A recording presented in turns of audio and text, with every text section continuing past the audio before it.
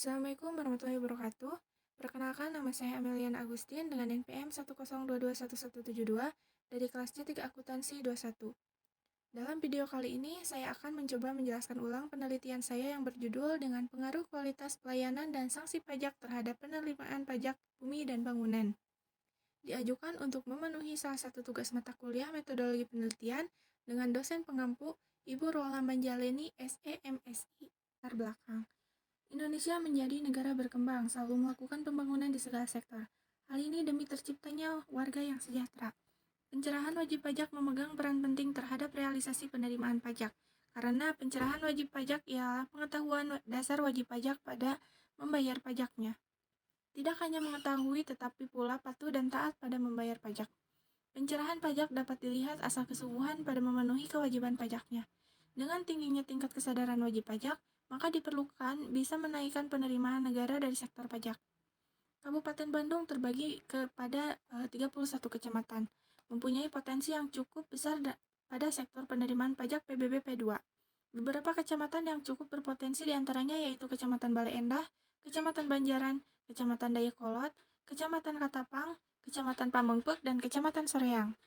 Selanjutnya rumusan masalah. Yang pertama, bagaimana kesadaran wajib pajak dalam membayar pajak bumi dan bangunan pada 6 kecamatan di Kabupaten Bandung. Yang kedua, bagaimana kualitas pelayanan wajib pajak dan membayar pajak bumi dan bangunan pada 6 kecamatan di Kabupaten Bandung.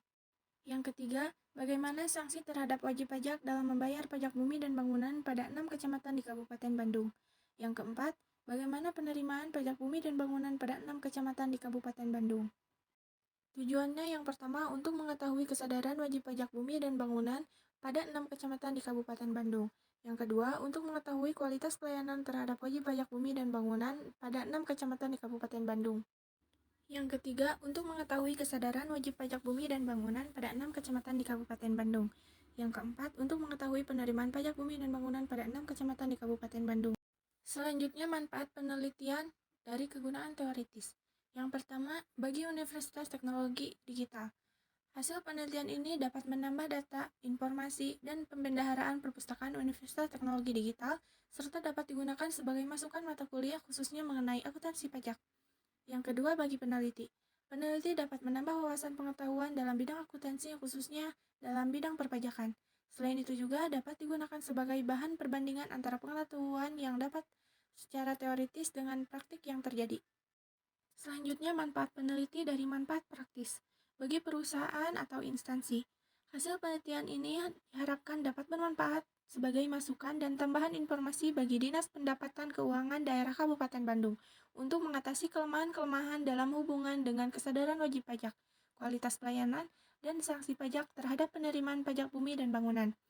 Bagi pihak lain, hasil peneliti ini dapat dijadikan referensi untuk penelitian selanjutnya dan memperbaiki kesalahan yang ada dalam penelitian ini. Selanjutnya, peneliti terdahulu. Yang pertama ada Subrotul Ihtiamkhana dan Nin Sulistiawati, 2011. Majalah Ilmiah Neraca Vol 6 nomor 2, 2010. Dalam penelitiannya menyatakan, kesadaran perpajakan wajib pajak dan pelayanan fiskus berpengaruh secara signifikan terhadap keberhasilan realisasi penerimaan PBB. Yang kedua, Rizka Wahyuni Siregar, 2015. Jong Fekon Vol 2 nomor 2 Oktober 2015. Dalam penelitiannya menyatakan sikap wajib pajak mengenai fungsi pajak, persepsi wajib pajak dalam pelaksanaan sanksi denda, pelayanan fiskus dan SPPT berpengaruh signifikan terhadap keberhasilan penerimaan PBB. Yang kedua, Widya Trihandayani, 2014. Jupe UNS Vol 2 nomor 3 halaman 22 sampai dengan 237. Dalam penelitiannya menyatakan kesadaran wajib pajak, partisipasi wajib pajak, perilaku wajib pajak berpengaruh terhadap penerimaan pajak, sementara tingkat pendapatan tidak berpengaruh signifikan terhadap penerimaan pajak bumi dan bangunan. Yang keempat, Novila Deyen Tatiana, 2015, Future Jurnal Manajemen dan Akuntansi. Dalam penelitiannya menyatakan pemeriksaan pajak, sanksi perpajakan, dan sikap fiskus berpengaruh signifikan terhadap penerimaan pajak dan penghasilan. Yang kelima, Agus Sugiono, 2016, ISSN 2339 sampai 2185. Hasil penelitiannya menunjukkan kesadaran wajib pajak, pelayanan perpajakan, dan kepatuhan wajib pajak tidak berpengaruh terhadap penerimaan pajak. Selanjutnya, kerangka pemikiran. Kesadaran wajib pajak berpengaruh terhadap penerimaan pajak bumi dan bangunan di Kabupaten Bandung. Kualitas pelayanan berpengaruh terhadap penerimaan pajak bumi dan bangunan di Kabupaten Bandung. Sanksi pajak berpengaruh terhadap penerimaan pajak bumi dan bangunan di Kabupaten Bandung. Kesadaran wajib pajak, kualitas pelayanan, dan sanksi pajak berpengaruh terhadap penerimaan pajak bumi dan bangunan di Kabupaten Bandung. Selanjutnya, metode penelitian. Untuk penelitian ini menggunakan deskriptif kuantitatif. Alat analisis data yang digunakan berupa hasil statistik deskriptif. Langkah-langkah penelitian deskriptif diantaranya merumuskan tujuan penelitian, mengkaji pustaka, menentukan sampel, menyusun instrumen penelitian, mengumpulkan data, menganalisis data, dan menarik kesimpulan. Selanjutnya, populasi dan sampel. Berdasarkan penelitian populasi tersebut, maka populasi pada penelitian ini adalah seluruh wajib pajak PBB P2 yang terdapat di 6 kecamatan Kabupaten Bandung. Berdasarkan dari data Dinas Pendapatan dan Keuangan atau DKP Kabupaten Bandung hingga Desember 2017 adalah 210.460 wajib pajak yang tercatat. Oleh karena itu, jumlah sampel untuk penelitian dengan margin of error sebesar 10% atau 0,1 adalah sebagai berikut. Berdasarkan perhitungan di atas, maka jumlah sampel yang diambil dalam penelitian ini adalah sebanyak 100 wajib pajak. Selanjutnya, teknik pengumpulan data. Teknik pengumpulan data yang digunakan dalam penelitian ini adalah penelitian lapangan dan kepustakaan. Yang pertama, field search, penelitian lapangan. Field search adalah teknik pengumpulan data dengan mengamati secara langsung sumber data yang dianalisis. Teknik pengumpulan data yang digunakan untuk mendapatkan data-data tersebut adalah dengan kuesioner. Yang kedua, literatur search atau penelitian kepustakaan. Dalam penelitian ini, penulis melakukan pencarian dan mempelajari literatur-literatur yang berhubungan dengan masalah penelitian mengenai sosialisasi pajak, pengetahuan wajib pajak, kesadaran wajib pajak, sanksi pajak, dan kepatuhan wajib pajak. Pada peneliti ini, data kepustakaan diperoleh dari berbagai sumber diantaranya e-book, buku-buku dari perpustakaan, jurnal, hasil riset, dan informasi yang dianggap relevan dengan topik penelitian. Selanjutnya, teknik pengujian instrumen.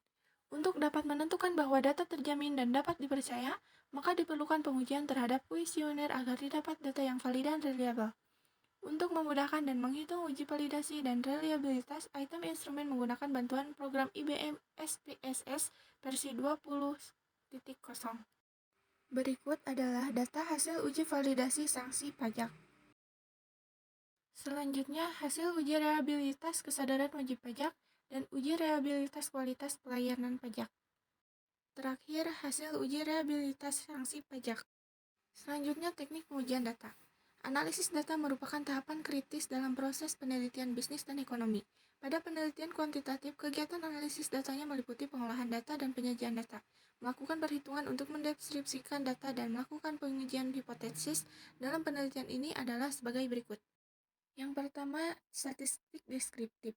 Memberikan gambaran atau deskripsi suatu data yang dilihat dari nilai rata-rata atau mean, standar deviasi, maksimum, dan minimum. Statistik deskriptif dimaksudkan untuk memberikan gambaran mengenai distribusi dan perilaku data sampel tersebut. Statistik deskriptif tersebut digunakan pada masing-masing variabel yaitu kesadaran wajib pajak, kualitas. Berikut hasil uji statistik deskriptif. Selanjutnya adalah data hasil dari uji normalitas. Selanjutnya data hasil uji multikolinearitas. Selanjutnya, data hasil uji heteroskedastisitas. Selanjutnya, data hasil autokorelasi dan data hasil uji regresi berganda. Selanjutnya, data hasil uji koefisien korelasi. Dan yang terakhir adalah data dari hasil uji parsial atau uji T dan data hasil uji simultan atau uji F. Sekian hasil dari penelitian saya. Mohon maaf bila ada kekurangan. Assalamualaikum warahmatullahi wabarakatuh.